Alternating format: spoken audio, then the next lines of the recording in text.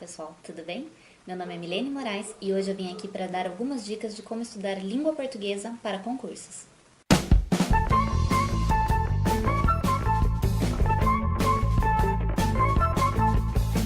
Algumas pessoas me relataram que têm bastante dificuldade com a língua portuguesa e essa matéria ela é de suma importância. Por quê?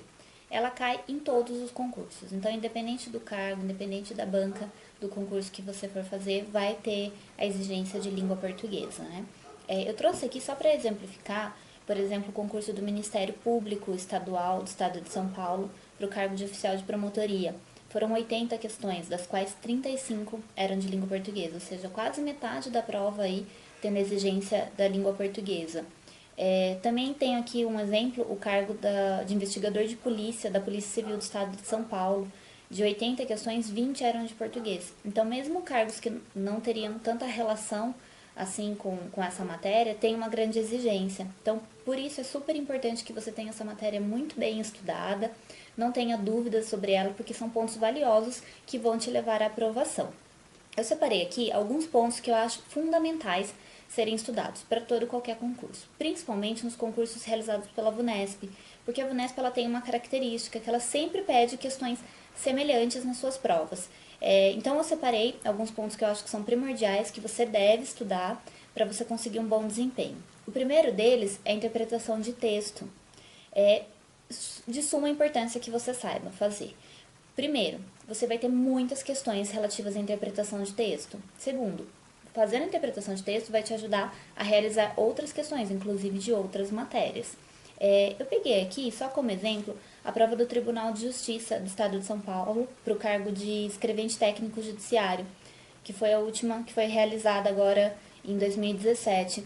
De 24 questões de português, 13 eram de interpretação de texto. Então, mais da metade da prova são questões que você não pode perder, de forma alguma, tá? Então, o primeiro ponto, interpretação de texto. Como fazer interpretação de texto, como aprender a fazer. Não tem outro jeito, a não ser fazendo. Então, o que eu aconselho? Fazer a leitura de muitos textos, principalmente então, crônicas, tirinhas de jornal, quadrinhos, que são esses textos que as bancas gostam de utilizar para que você possa fazer a interpretação deles. Então, fazendo provas mesmo. Então, lendo o texto, faça uma leitura ativa. Leia, entenda aquilo que você está lendo. É importante isso, principalmente quando o autor se usa de ironias, usa de comparativos, né? Outra dica, muita gente usa como estratégia, principalmente na hora da prova, que você vá direto para as questões antes de ler o texto. Eu particularmente não gosto, eu acho que você fica perdido quando você lê uma questão sobre um texto que você nem leu, não passou nem o olho em cima, para mim não faz sentido algum. Então eu gosto de fazer uma leitura do texto a princípio, vou para as questões e aí sim ela vai me falar, referenciar a um determinado trecho, a uma determinada frase, aí sim eu volto naquela frase para reler se eu tiver ainda alguma dúvida, né? É importante que você tenha noção pelo menos do que o texto está se referindo. Eu particularmente gosto de trabalhar dessa maneira. O segundo item, que é bastante importante, é a questão da concordância verbal e nominal. Cai muito. E esse item, ele é super importante também, porque como que você aprende concordância verbal e nominal? Tem diversas regras, né? Várias maneiras de você aprender, mas particularmente eu acho que a maneira mais simples de você aprender é fazendo leitura de textos. Então, quando você vai lendo textos e daí você vai criando uma certa familiaridade com a língua portuguesa correta, né? Porque hoje em dia a gente acaba lendo muita coisa na internet que está escrito de maneira errada, sem concordância, e você acaba se acostumando com aquele texto, quando na verdade ele está incorreto. Então é importante que você faça leitura de artigos, de jornais, de livros, de revistas, né, de materiais confiáveis que você sabe que está escrito corretamente. Porque quando você bate o olho numa frase que está escrita de maneira incorreta, você consegue perceber na mesma hora. Então, às vezes, você nem sabe de determinada regra de gramatical, mas você bateu o olho e você consegue perceber que não está em concordância. Então, você fazendo leitura de texto já é uma maneira de você estudar esse item também. Outra questão, sentido próprio e figurado. O VUNESP gosta muito de perguntar essas questões. Você tem que saber a definição de cada um. Sabendo a definição, para você localizar aquilo numa frase, fica muito mais fácil quando você já tem, você já leu bastante aquilo, então você consegue perceber também durante a interpretação de texto se aquela frase que o autor usou, ela realmente estava no sentido próprio, se foi aquilo mesmo, com aquelas palavras que ele quis dizer, ou se estava em sentido figurado, se ele fez referência a alguma coisa. Então, isso você também vai conseguir estudar com a leitura de textos. Faça outras provas de outros concursos que você vai vendo que isso vai ficando muito natural para você depois. E depois você nem precisa mais estudar, porque aquilo já está ali guardadinho na sua memória. Quando você for fazer a prova, eu particularmente eu não estudo esse tipo de coisa para concurso mais. Isso já está muito bem trabalhado aqui na minha cabeça, então quando eu bato o olho eu já consigo identificar sem grande dificuldade, sem perder muito tempo mesmo. Sinônimos e antônimos. Uma coisa muito simples e ainda cai em concurso, tem gente que erra. E aí, por que erra? Às vezes tem dificuldade de saber o que é sinônimo e o que é antônimo, confunde os dois. E muitas vezes erra porque não tem vocabulário bom. A VUNESP gosta muito de fazer isso, então ela pega uma determinada palavra lá do texto que ela deu e duas palavras, e daí ela pede respectivamente um sinônimo e um antônimo daquela palavra. E daí ela acaba usando nas alternativas algumas palavras não tão usuais. E se você não tem um bom vocabulário, você não sabe o significado dessas palavras, porque elas não são usuais, e aí você não consegue saber se é um sinônimo ou é um antônimo. E como que você aumenta seu vocabulário? Lendo, né? Então, tudo gira em torno da leitura. E aí, falando mais a parte gramatical mesmo, que realmente sempre é cobrado e não tem erro, você tem que estudar, tem que saber, porque vai ter pelo menos uma questão desses itens, é a crase. Não tem outro jeito. E crase é decorar. Você depois, é claro, com o tempo você vai se acostumando já, então você vai lembrando sempre das regras, né? Principalmente quando você mesmo for escrever alguma coisa, você já lembra, olha, tem crase, não tem. Ela tem muitas exceções, então essas exceções têm que ser decoradas mesmo. Não tem como fugir disso. Outra questão que cai muito em concurso, particularmente era meu ponto fraco, que é a questão da colocação pronominal, principalmente relacionada aos pronomes oblíquos, que é próclise, mesóclise e ênclise.